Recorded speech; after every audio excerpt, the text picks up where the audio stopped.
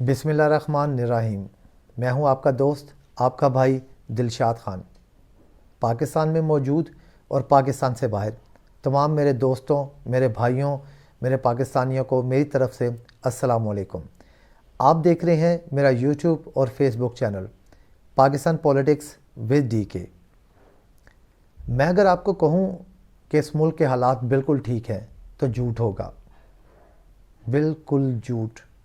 اس ملک کے حالات ابھی ٹھیک نہیں ہیں، بہت زیادہ اضطراب ہے ماحول میں، بہت بے چینی ہے، غیر یقینی کی صورتحال ہے، کوئی چیز واضح نہیں ہے۔ اس وقت ہماری اکانومی بری طرح گر چکی ہے۔ یہ حکومت جو مہنگائی کا نعرہ لے کے آئی تھی، جس نے مہنگائی کا کہا تھا کہ بہت مہنگائی ہے، جب میڈیا، ان کا پیڈ میڈیا شور کر رہا تھا اور عوام خاموش تھی، انہیں پتہ تھا مہنگائی نہیں ہے، تب یہ شور کر رہے تھے، مارچ نکال رہے تھے، مہنگائی مارچ، جو بلاول بھٹو زرداری صاحب بھی لے کر آئے کراچی سے اسلام آباد، مریم نواز اور حمزہ شہباز بھی لے کر آئے، مولانا فضل الرحمان صاحب بھی مہنگائی مارچ کا نام لے کے ایک مارچ لے کے آئے، لیکن تب مہنگائی نہیں تھی، لوگوں کا گزر بسر اچھے طریقے سے ہو رہا تھا۔ اپریل میں رجیم چینج آپریشن ہوا، نئی حکومت آئی، اور جو مہنگائی کا نام لے کے آئی تھی، پھر انہوں نے بتایا کہ پرانے پاکستان میں کیسے مہنگائی ہوتی ہے۔ انہوں نے 50 سال کے مہنگائی کے ریکارڈ توڑے، 3 گنا مہنگائی زیادہ کر دی۔ جو لوگ کہتے تھے کہ ہم 100 روپے پہ ڈالر لے جائیں گے، 130-135 پہ پیٹرول لے آئیں گے، آج ہم دیکھ رہے ہیں کہ ہماری کیا صورتحال ہے۔ سیونگ تو درکنار، آج کل تو اخراجات پورے کرنا ایک مڈل مین کے لیے مشکل ہو گیا ہے۔ تنخواہ دار طبقہ پس کے رہ گیا ہے، اس کو اپنے اخراجات پورے کرنا مشکل ہو رہے ہیں۔ اوپر سے ملک کی یہ حالات ہیں کہ ہمارا ملک مارچ میں 7% اس کی چانسز تھے ڈیفالٹ کرنے کے، آج 80% کے قریب ڈیفالٹ کرنے کے چانسز ہو گئے ہیں۔ ایک مسیحا لایا گیا مفتاح اسماعیل کو ہٹا کے، اور کہا جا رہا تھا کہ جب وہ مسیحا آئے گا تو ملک کے حالات چٹکیوں میں ٹھیک کر دے گا۔ اللہ دین کا چراغ اس کے پاس ہے، اس کا اتنا نالج ہے، اتنا وہ لائق فائق ہے، اتنا کمپیٹنٹ ہے کہ آتے ہی ملک کی اکانومی ٹھیک ہو جائے گی، ملک میں دودھ اور شہد کی نہریں بہیں گی، عام عوام خوشحال ہو جائیں گے، ہر طرف ہریالی ہی ہریالی ہوگی، چاروں طرف خوشحالی ہی خوشحالی ہوگی۔ اور وہ مسیحا تھا اسحاق ڈار، جسے لانچ کیا گیا۔ جب وہ پاکستان میں آیا، اس نے کہا میں یہ بھی ٹھیک کر دوں گا، وہ بھی کر دوں گا۔ ڈالر تھوڑی دیر کے نیچے آیا تو اس نے کہا دیکھا میرے آتے ہی ڈالر بھی نیچے آ گیا ہے، اب مزید حالات بہتر ہوں گے۔ آج وہ بھی سرنڈر کر چکا ہے، ہاتھ کھڑے کر چکا ہے، کہہ چکا ہے کہ یہ میرے بس کا روگ نہیں ہے۔ آئی ایم ایف جس سے مفتاح اسماعیل نے ایگریمنٹ کیا، اسحاق ڈار صاحب جن کا کہا جاتا تھا کہ یہ آئی ایم ایف سے ڈیل کرنے کے ایکسپرٹ ہیں، یہ جانتے ہیں کہ آئی ایم ایف کو ڈیل کیسے کرنا ہے، ناکام ہوئے، بری طرح ناکام۔ جب وہ امریکہ میں گئے، آئی ایم ایف کے وفد سے ملے تو انہوں نے صاف انکار کر دیا۔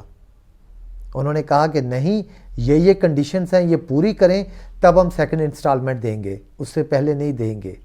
پاکستان نے 32 بلین ڈالر کی انسٹالمنٹس اور قرضے واپس کرنے ہیں۔ آپ خود سوچ لیں کہ ہم کس کنڈیشن پہ ہیں۔ 80% چانسز ہمارے ڈیفالٹ کرنے کے ہو گئے ہیں۔ 61% پہ سری لنکا پہنچا تھا تو وہ ڈیفالٹ کر گیا تھا۔ آپ سوچیں جب ہم ڈیفالٹ کریں گے تو دنیا ہمارے ساتھ کیا کرے گی۔ اسحاق ڈار کا اب خود کہنا ہے کہ ہم جب دنیا میں جاتے ہیں بات کرتے ہیں تو کوئی ملک ہم پہ ٹرسٹ کرنے کو تیار نہیں ہے۔ کیوں تیار نہیں ہے؟ کیونکہ لوگ انہیں جانتے ہیں، وہ جانتے ہیں کہ انہوں نے کہاں کہاں کیسے پراپرٹیز بنائی ہیں، کتنی جائیدادیں، کتنے بزنسز ان کے باہر ہیں، اس لیے کوئی ان پہ ٹرسٹ کرنے کو تیار نہیں ہے۔ ایک کیس تھا جو نیوز پیپر پہ کیا، شہباز شریف صاحب نے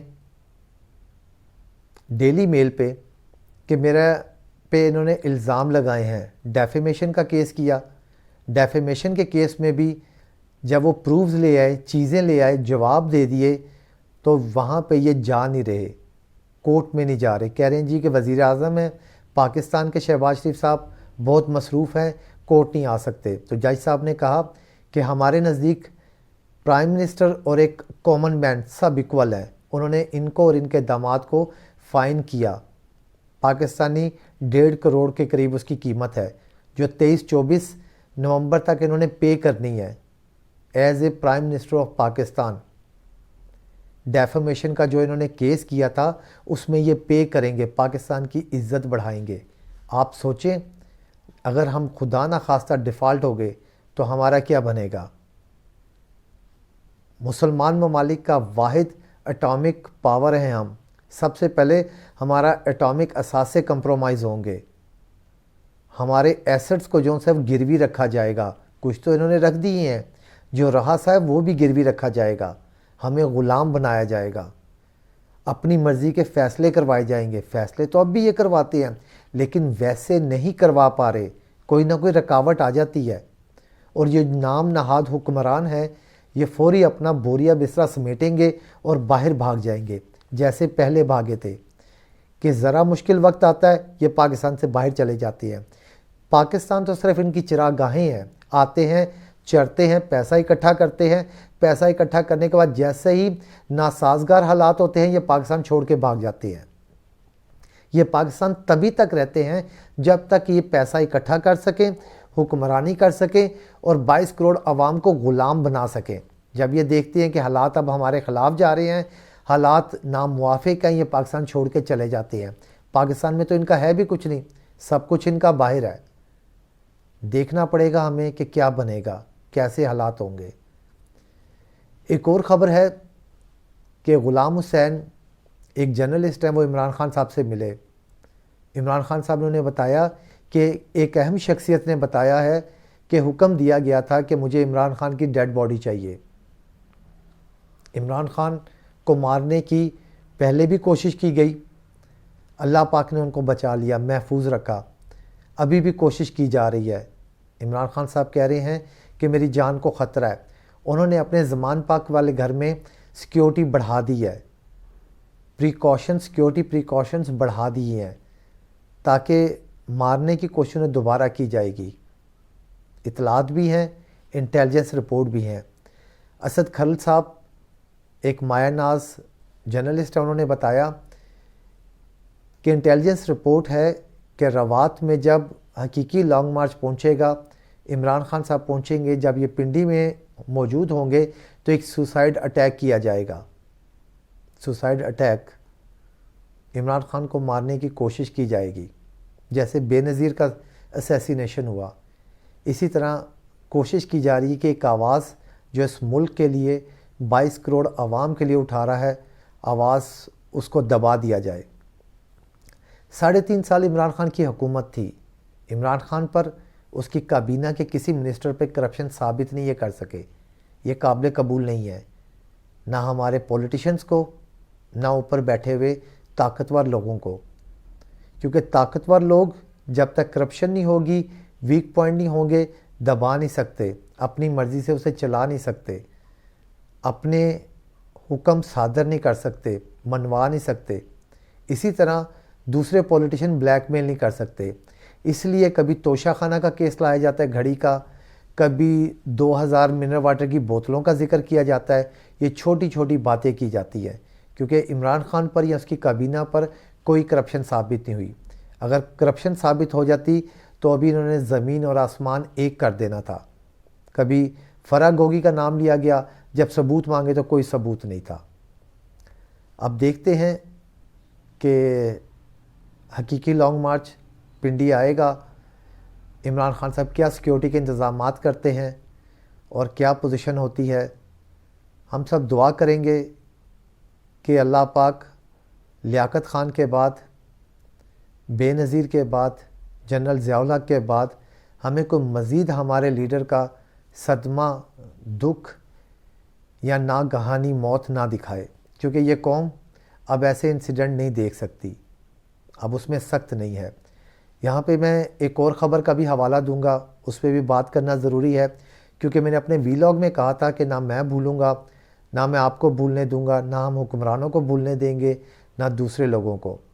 اپنے بھائی، اس ملک کے مایہ ناز صحافی، اس قوم کے بیٹے ارشد شریف صاحب کے، ارشد شریف صاحب کی موت کے حقائق پر کینیا کے ہیومن رائٹس کے ایک مارٹن ہے، انہوں نے کافی میڈیا سے بات کرتے ہوئے بتایا کہ ارشد شریف کا مرڈر کوئی ایکسیڈنٹل نہیں تھا، کوئی مسٹیکنلی آئیڈینٹی کا مرڈر نہیں ہوا، وہ ایک پلانڈ مرڈر تھا۔ جب ارشد شریف صاحب کا اسیسینیشن کیا گیا تو جو سنائپر شوٹرز تھے، کچھ زمین پر لیٹے ہوئے تھے اور کچھ، ایک سنائپر شوٹر بلکہ جس کی رائفل کی بلٹس لگی ہیں، فائر لگے ہیں، وہ کھڑا ہوا تھا۔ سنائپر شوٹر ہائر کیے گئے، انہیں لیا گیا، ان سے یہ اسیسینیشن کروایا گیا، پورا پری پلان تھا۔ اس اٹیک میں صرف ارشد شریف ہوئے، اس کی وہ بتاتے ہیں کہ پوری ریکی کی گئی تھی، اندر کے لوگ جانتے تھے کہ یہ کون ہے، کب سے رہ رہا ہے، کس وقت سے رہ رہا ہے، پوری ریکی کر کے ارشد شریف صاحب کا اسیسینیشن کیا گیا۔ لیپ ٹاپ اور ابھی تک ان کا آئی فون نہیں ملا۔ بہت سے جرنلسٹ بھی سوال اٹھا رہے ہیں پاکستان میں ہونے والے ان کے پوسٹ مارٹم کے، جو ان کا پوسٹ مارٹم کینیا میں ہوا اس پر، اور جو پاکستان میں ہوا اس پر بھی، کیونکہ پاکستان میں جو پوسٹ مارٹم ہوا یوزلی یہ ہوتا ہے کہ پیتھولوجسٹ جو ہے نا وہ سربراہی کرتا ہے پوسٹ مارٹم کی، لیکن یہاں پہ نیورولوجسٹ نے کی ہے، بجائے کہ پیتھولوجسٹ کرتا ہے، نیورولوجسٹ نے کی ہے ان کا پوسٹ مارٹم کی سربراہی، جو کمیٹی بنی تھی اس کے سربراہ وہ تھے۔ بہت سے سوالات اٹھائے گئے ہیں کہ انہوں نے زخموں کا نہیں بتایا کہ زخم کہاں کیسے لگے، ان کی نوعیت کیا ہے، ان کی پوزیشن کیا ہے، صرف یہ بتایا گیا کہ سر پہ لگنے والی گولی سے ان کی ڈیتھ ہوئی۔ 12 زخموں کے نشان ہیں، لیکن کس طرح کے ہیں، یہ ڈیتھ سے پہلے کے ہیں یا پوسٹ مارٹم کے دوران کے ہیں، انہوں نے کوئی چیز نہیں بتائی۔ دوسرے لفظوں میں جو کینیا میں پوسٹ مارٹم ہوا اور جو پاکستان میں ہوا، اس میں کوشش کی جا رہی ہے کہ شواہد کو چھپایا جائے، اور جو اس کے بیک پہ تھے ان کے اسیسینیشن کروانے میں جو ملوث تھے ان کو بچایا جائے۔ پاکستان میں بھی، کینیا میں کن کے تھرو ہوا، کیا ہوا، اس پولیس کے جو یونٹ ہے اس کو کس نے سپاری دی، کس نے یہ کروایا، ان کو سامنے نہیں لانے دینا چاہ رہے۔ ہاں، ایک چیز اور بتاؤں، وقار احمد جس کے وہ مہمان تھے، اس نے کہا ہے کہ میری جان کو خطرہ ہے۔ اس کی جان کو خطرہ تو ہوگا، کیونکہ وہ جانتا ہے کافی چیزیں، لازمی بات ہے اس کا بھائی بھی جانتا ہوگا۔ اب ان دونوں کی جان کو وہاں پہ خطرہ ہوگا، کیونکہ آہستہ آہستہ باقی جتنے اسیسینیشن ہیں ان کی طرح ان کے شواہد بھی مٹائے جائیں گے، ختم کیے جائیں گے، اور جو جو پیچھے انہیں مارا جائے گا، تاکہ اینڈ کون تھا، کس نے یہ کروایا ہے، آخری ہاتھ تک، آخری اس شخص تک نہ پہنچا جا سکے۔ اللہ پاک جلد سے جلد ہم دعا کرتے ہیں کہ ارشد شریف صاحب کے قاتلوں کو سامنے لائے اور انہیں قرار واقعی سزا دے۔ بہت سی چیزیں ادھر اور بھی ہیں جو ڈسکس کروں گا، جیسے کہ کینیا کے جرنلسٹ بھی کہتے ہیں کہ کینیا کی پولیس دنیا کی ٹاپ 3 کرپٹ پولیس میں سے ایک ہے، وہ پیسے لے کے کچھ بھی کر سکتی ہے، کوئی بھی کام کر سکتی ہے، ان کے لیے کوئی ایشو نہیں ہے۔ اس ملک کے حالات بھی آپ کے سامنے ہیں، کوئی اچھے نہیں ہیں۔ جھوٹ ہوگا اگر کہوں گا اچھا ہے تو وہ میں غلط بیانی کروں گا، اچھے نہیں ہیں۔ اگلے 8 سے 10 دن بہت امپورٹنٹ ہے، اس میں کچھ بھی ہو سکتا ہے، کوئی بھی ایسا مس ہیپ، کوئی بھی ایسا انسیڈنٹ جو پاکستان کو بہت دور لے جائے گا، تاریکیوں کی طرف، تباہی کی طرف۔ بس آپ بھی نظر رکھیں، ہماری ایجنسیوں کو بھی ضرورت ہے کہ وہ بھی نظر رکھیں۔ اور حالات عجیب سے ہیں۔ چیف آف آرمی سٹاف کی تقرری بھی اسی دوران میں ہونی ہے۔ عمران خان صاحب نے کہہ دیا ہے کہ ہم ویٹ اینڈ واچ کی پالیسی پہ عمل کریں گے، اور میری کوئی رائے نہیں ہے، جو مرضی چیف آف آرمی سٹاف بنے، مجھے کسی سے کوئی ایشو نہیں ہے، کیونکہ اس نے انہیں پتہ ہے عمران خان صاحب کو کہ ابھی نون لیگ اور ان کے اتحادیوں میں اپنا اپنا چیف آف آرمی سٹاف لانے کے لیے ایک کھینچا تانی چل رہی ہے، اس لیے وہ خاموشی سے بیٹھے ہیں اور ویٹ اینڈ واچ کی پالیسی پہ عمل کر رہے ہیں۔ میں دعا کرتا ہوں کہ اللہ پاک ہمارے ملک کو محفوظ رکھے، اگلے 10 12 15 دن سکون رہے، بلکہ سدا سکون رہے۔ اللہ پاک آپ کا، میرا، ہم سب کا حامی و ناصر ہو۔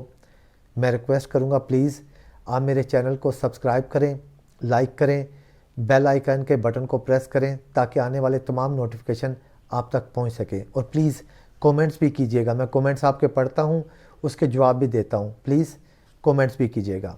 اللہ حافظ۔